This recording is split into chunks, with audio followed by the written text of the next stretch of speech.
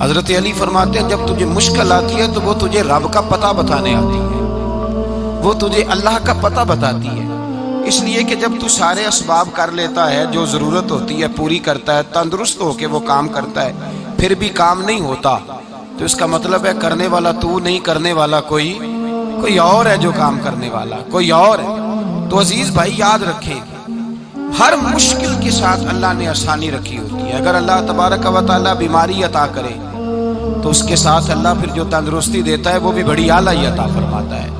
اگر اللہ کبھی غربت دے تو پھر اس کے بعد جو اللہ تعالیٰ آسانی دیتا ہے وہ بھی بڑی اعلیٰ عطا فرماتا ہے۔ اگر کہیں سے آپ کو دکھ ملتے ہیں تو پھر جب سکھوں کا وقت آتا ہے تو پھر گنے نہیں جاتے۔ یاد رکھیں، مشکلات کے پہلو میں آسانیاں ہوتی ہیں، اور جس آدمی کو مشکل آتی نہیں، میرے نبی کریم سید عالم صلی اللہ علیہ وسلم نے فرمایا مومن کو جو مشکل بھی آتی ہے اللہ اس کی برکت سے اس کے گناہوں کو معاف فرما دیتا ہے، اللہ اس کی برکت سے اس کے گناہوں کو معاف کرتا ہے، یہاں تک کہ حضور نے فرمایا میرے مومن کو کانٹا بھی چبھے تو اللہ تعالیٰ اس کی مشکل کو آسان فرما دیتا ہے۔ عقل مند لوگ عقل والے ہوتے ہیں، سیانے بندے وہ بات کرتے ہیں تو سیانی کر جاتے ہیں۔ اب قرآن مجید میں مختلف آیات ہیں تو مختلف لوگ مختلف آیات کو پڑھتے ہیں۔ کسی نے مولا علی شیر خدا سے پوچھا حضرت قرآن پاک کی سب سے اعلیٰ آیت کون سی ہے؟ سب سے قرآن مجید میں ہر لفظ ہی اعلیٰ ہے، ہر حرف ہی، ہر لفظ ہی، کیا بات ہے، ذالک الکتاب لا ریب فیہ، ہر بات اعلیٰ۔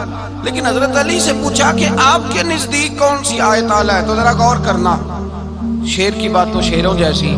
مولا علی فرمانے لگے قرآن مجید میں اللہ فرماتا ہے وَمَا أَصَابَكُم مِّن مُّصِيبَةٍ فَبِمَا كَسَبَتْ أَيْدِيكُمْ، فرمایا تمہیں دنیا میں جو بھی مصیبت آتی ہے تمہارے ہاتھوں کے کرتوتوں کی وجہ سے آتی ہے، وَيَعْفُو عَن كَثِيرٌ، بہت ساری تو میں معاف کر دیتا ہوں۔ تو حضرت علی کہنے لگے یہ سب سے اعلیٰ آیت ہے میری نظر میں۔ لوگ کہنے لگے حضور ہم تو سمجھے تھے کہ شفاعت والی آیت کو آپ اعلیٰ کہیں گے، یا جو اللہ کہتا ہے لا تقنطوا من رحمت اللہ اس کو آپ اعلیٰ کہیں گے، تو آپ اس آیت کو اعلیٰ کہہ رہے ہیں کہ تمہیں جو تکلیف آتی ہے تمہاری اپنے ہاتھ کی کمائی کے سبب سے آتی ہے، اس کو آپ اعلیٰ کہہ رہے ہیں۔ تو حضرت علی رضی اللہ تعالیٰ عنہ فرمانے لگے میرے بھائیو ذرا غور کر کے اس آیت کو پڑھو، رب فرماتے ہیں تم جو غلط حرکت کرتے ہو اس کی سزا دنیا میں تمہیں کسی مشکل میں ڈال دیتا ہوں اور بہت ساری ویسے ہی معاف کر دیتا ہوں۔ فرمایا رب کہہ رہے ہیں میں تمہیں دنیا میں مشکل میں ڈال کے معاف کرتا ہوں۔ آپ فرمانے لگے میرا رب ایک جرم کی سزا 2 دفعہ نہیں دے گا، جسے دنیا میں سزا دے گا پھر قیامت میں بے حساب ہی معافی عطا فرمائے گا، پھر قیامت کے دن اللہ اسے دوبارہ سزا، یہ اس کے قانون رحمت کے خلاف ہے، یہ غور سے بات سن، یہ اس کے قانون رحمت کے خلاف ہے کہ اللہ تبارک و تعالیٰ 2 دفعہ سزا دے۔ تو اگر اس نے دنیا میں سزا دے لی تو اس کا مطلب ہے قیامت میں دوبارہ سزا، تو یہ سب سے اعلیٰ ہے۔ مصطفیٰ کریم علیہ السلام نے فرمایا مومن کو کانٹا بھی چبھتا ہے نا، کانٹا بھی۔ 2 بزرگ بیٹھے تھے، ایک حضرت احمد رحمت اللہ علیہ اور ایک حضرت شرف الدین منیری رحمت اللہ علیہ۔ تو حضرت شرف الدین منیری کہنے لگے کہ دوست اصل میں وہ ہوتا ہے جو دوست کی طرف سے آنے والی تکلیف پر صبر کرے، جو اللہ کی طرف سے آنے والی تکلیف پہ صبر کرے وہ اللہ کا محبوب ہوتا ہے۔ تو حضرت احمد فرمانے لگے نہیں مجھے تیری بات کی سمجھ کوئی نہیں آئی ہے، صبر کرے وہ اللہ کا دوست ہے، مصیبت پہ صبر کرے۔ تو کہا جناب پھر اگر نہیں سمجھ آئی تو آپ بتا دیں اللہ کا دوست کون ہے؟ تو آپ فرمانے لگے جو محبوب کی طرف سے آنے والی مصیبت کو اس کا تحفہ سمجھ کے قبول کرے وہ اصل دوست ہوتا ہے، اس کا تحفہ سمجھ کے قبول کرے، اپنے رب کا تحفہ سمجھے، مالک کا تحفہ سمجھے کہ اس نے مجھے تحفہ دیا ہے، مجھے کسی مشکل میں ڈالا ہے۔ تو رب کریم بلا مثال و بلا تشبیہ سمجھانے کے لیے اللہ جب کسی کو مشکل میں ڈالتا ہے، کافروں کو تو اس نے موجیں کرائی ہوئی ہیں، بڑی بڑی سہولتیں دی ہوئی ہیں، مشکل میں ڈب بھی ڈالتا ہے، اپنے نیک بندوں کو ہی ڈالتا ہے۔ نمرود اور فرعون کے پیروں میں کانٹا بھی نہیں چبھتا، ان کو تکلیف نہیں آتی۔ تکلیف کسے آتی تھی؟ اللہ کے نیک بندوں کو تکلیف آتی تھی۔ حضرت رابعہ بصریہ جب تک زندہ رہی تب تک بیمار رہی، جس دن طبیعت ٹھیک ہوتی تو کہتی اے اللہ تو کہیں مجھ سے ناراض تو نہیں ہو گیا، تو کہیں ناراض تو نہیں مولا، مولا جب تو مجھے تکلیف دیتا ہے تو میں رو کے تیری عبادت کرتی، جب مجھے دکھ ہوتے ہیں تو میں سجدے میں تڑپتی ہوں، اور خدا بندہ اب تو میں سکھی ہوں، موج میں ہوں، مجھے رونا ہی نہیں آ رہا، تو خدا بندہ تو کہیں ناراض تو نہیں ہو گیا مجھ سے؟ دکھ تو اچھے ہوتے ہیں، دکھ تو پیارے ہوتے ہیں، اور دکھوں کے بعد جو اللہ آسانی دیتا ہے اس آسانی کا پھر کیا ہی کہنا۔ اس حضرت ایوب علی نبینا علیہ الصلوۃ والسلام بیمار رہے، 60 سال اللہ نے تندرستی دی۔ کتنے سال بولے؟ 60 سال، ذرا غور کرنا بات پر، 60 سال علیل رہے، پھر بیمار ہو گئے، 18 سال ہو گئے بیمار ہوئے۔ زوجہ کہنے لگی دعا کر لیں آپ کو اللہ صحت دے دے۔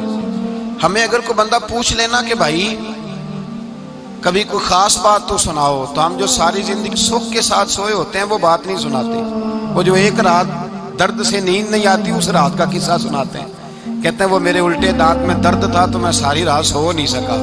او بھائی جو ساری زندگی سویا ہے اس کا تو ذکر نہیں کر رہا، اور ایک رات جو تجھے نیند نہیں آ رہی۔ کسی سے پوچھا جائے، ڈاکٹر کہتے ہیں 360 ہڈیاں ہوتی ہیں وجود میں، کسی سے پوچھا جائے نا تیرا کیا حال ہے تو 359 ہڈیوں کا ذکر نہیں کرتا، جس گھٹنے میں درد ہے اس کا ذکر کرتا ہے، کہتا ہے یہ گھٹنے میں بڑی درد ہے۔ او بھائی باقی 359 ٹھیک ہے نا، ان کی بھی تو کوئی بات سنانا۔ حضرت رابعہ بصریہ رحمۃ اللہ علیہا کے پڑوس میں ایک نوجوان رہتا تھا، آپ کے پڑوس میں، تو وہ جب جو محلے میں بچے رہتے ہیں نا گاؤں میں، ان کا پتہ ہوتا ہے، پڑوسی تھا تو 34-35 سال نوجوان کی عمر ہو گئی، کبھی بیمار نہیں ہوا۔ ایک دن اس کی طبیعت علیل ہوئی، سر میں درد ہوا تو اس نے پٹی باندھ لی سرخ رنگ کی، باہر نکل کے آیا، حضرت رابعہ بصریہ علیہ رحمہ نے دیکھا تو فرمانے لگے بیٹے خیر ہے؟ لگا جی اماں جی سر میں بڑی درد ہے۔ آپ فرمانے لگے کتنی عمر ہو گئی؟ کہنے لگا 34-35 سال۔ فرمانے لگے پہلے تو کبھی درد نہیں نہ ہوئی؟ کہا نہیں اماں جی آج ہی ہوئی ہے۔ تو آپ فرمانے لگے 34 سال اللہ نے صحت دی ہے، تو نے شوگر کی ایک پٹی بھی نہیں باندھی، اور آج درد ہوئی ہے تو شکوے کی پٹی تو نے فوراً ہی باندھ لی ہے، کوئی شوگر کی پٹی بھی باندھنی چاہیے۔ حضرت ایوب 18 سال بیمار رہے، زوجہ کہنے لگی دعا کر لو، تو آپ فرمانے لگے بی بی سے کہ صحت کتنی دیر رہی؟